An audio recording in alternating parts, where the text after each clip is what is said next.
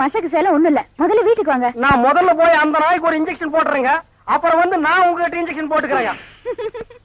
பகல்ல குடிச்சுக்கிட்டு இருக்கீங்களா?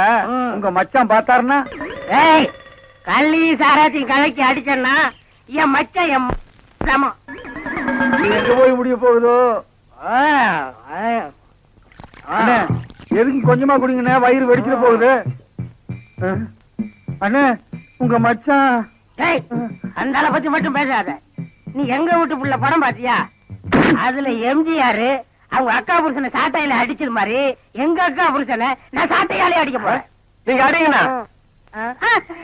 எனக்கு தெரியும்டா, நெஞ்சுக்குள்ள நீ ரொம்ப நாள் வஞ்ச வச்சிருக்க. நேர்ல பேசினா திட்ட முடியாதுன்னு மப்பே திட்டுறியா?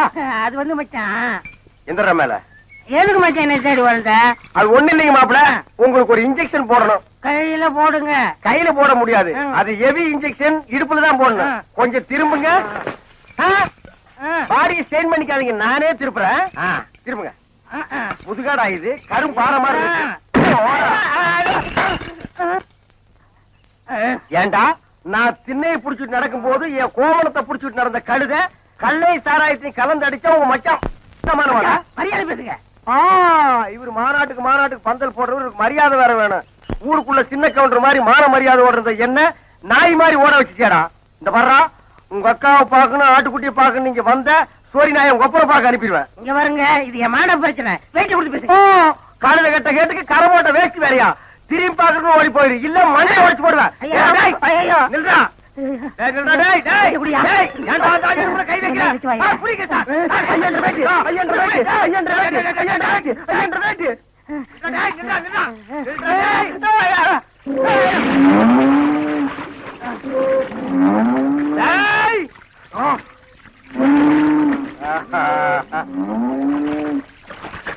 இனி அவன் வரமாட்டான்.